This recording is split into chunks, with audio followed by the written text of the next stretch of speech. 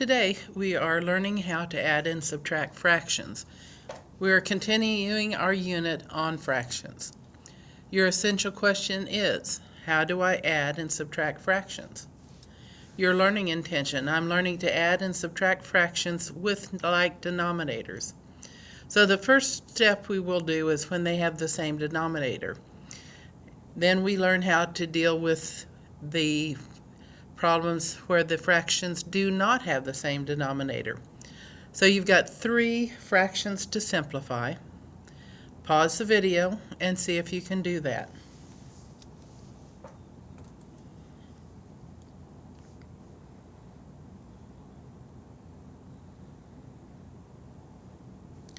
Well, I do hope you tried.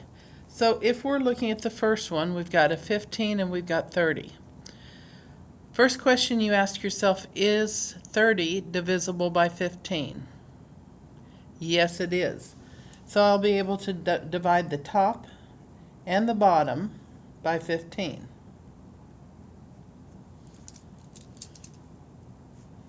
Okay, negative divided by a positive is a negative.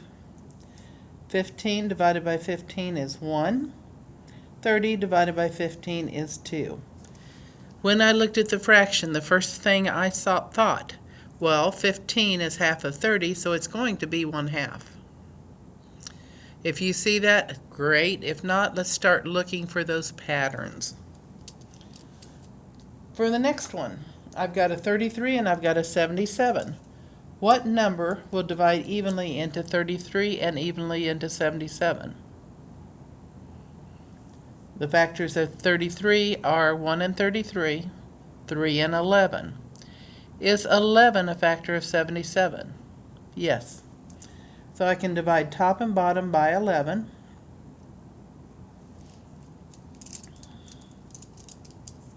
And I get 33 divided by 11 is 3.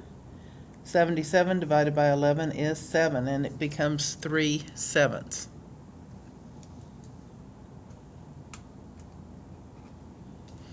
Okay, let's look at 35 divided by 70. What do you notice? Well, if you said you noticed that 35 was half of 70, you would be right. If not, you'd have to think. Okay, my factors of 35 are 1 and 35, 5 and 7, 2 and 30, and those are the only factors. For 70, it is 1 and 70, 2 and 35, there's that 35 again. So I can divide both tops and bottoms by 35.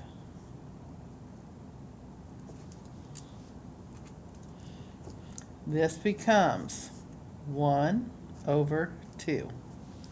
And we're done.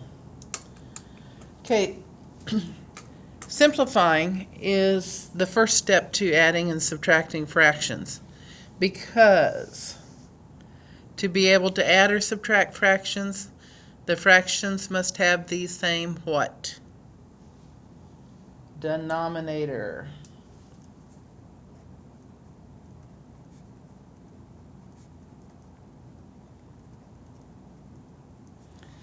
So that bottom number,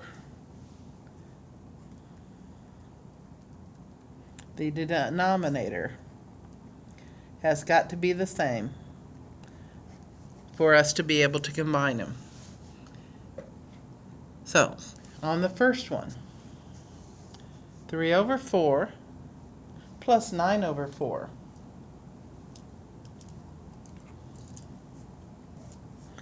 This will be 3 plus 9/4. You combine the top numbers only. 3 plus 9 is 12. 12 divided by 4 is 3. And we're done.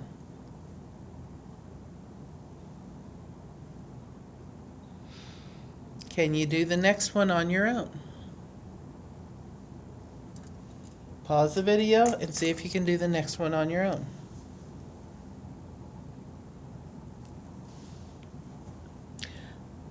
Hope you tried. 7 stays at the bottom, it doesn't change. 4 plus 10 is 14. 14 divided by 7 is 2.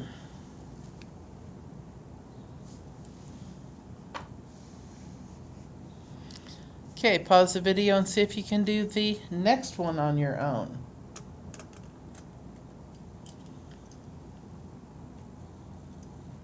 Well, I do hope you tried. The bottom number doesn't change. This is 10. The top is 3 plus 17. 3 plus 17 is 20. 20 divided by 10 is equal to 2. Started to put 20 again and I only needed 2.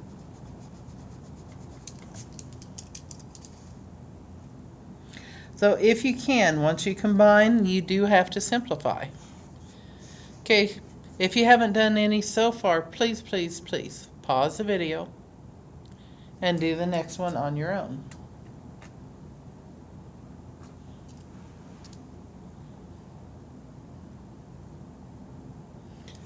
Well, I do hope you tried. The bottom number does not change. 4 plus 12, that gives me 16 over 5. Can I simplify?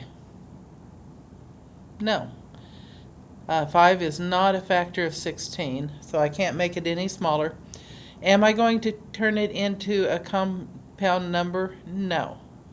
We'll leave it as that improper fraction because we are getting ready to look at linear equations. The slope is always a fraction, or usually a fraction. Okay, so if we're going to subtract fractions, guess what? You still have to have that common denominator. If you don't, you've got to find a common denominator. I've got the common denominator, so I worry about what my numerators do. 3 minus 1. 3 minus 1 is 2, 2 over 4. 2 is what part of 4? 2 is 1/2 of 4, so I can simplify this to 1/2.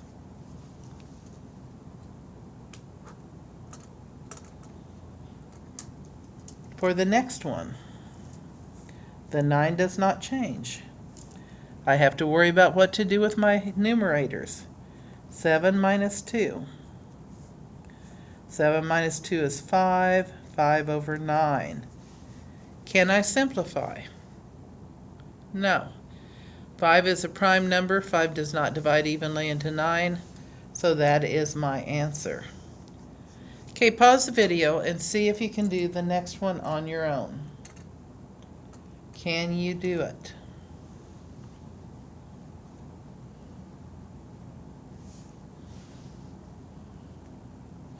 Well, I hope you tried. So this would be 8 minus 11 over 13. 8 minus 11 is going to be a negative number because I'm starting at 8. I'm going 11 units to the negative side. So I'll find the difference. 11 minus 8 is 3, and it will become a negative 3 over 13. 13 is a prime number. I cannot simplify any further. Okay, pause the video again, please, and try to do the last one on your own.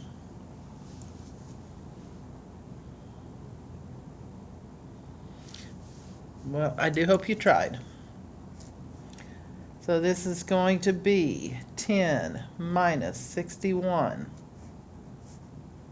10 minus 61 is negative 51 over 17.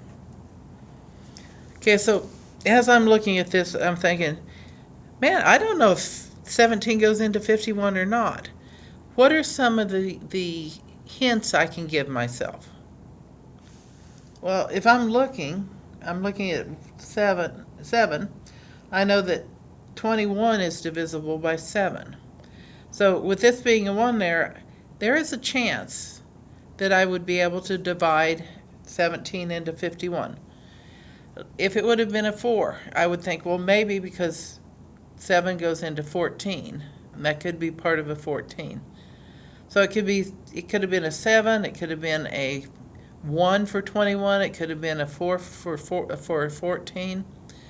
So you're going to look and see if it's even feasible to think about it. So let's look at what 51 divided by 17 looks like. Okay, I know that 1 would be 17. 17 times 1 is 17. 2 would be 34. 3 is the one I was thinking about because 7 times 3 is 21.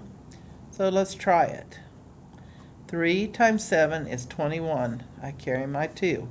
3 times 1 is 5, plus 2 more. 3 times 1 is 3, plus 2 more is 5. So I now know that 51 divided by 17 will give me 3. So this simply becomes a -3. I do hope that you tried some of these on your own. You'll know you're successful when you can add or subtract any two fractions. So this is add, subtract, fractions.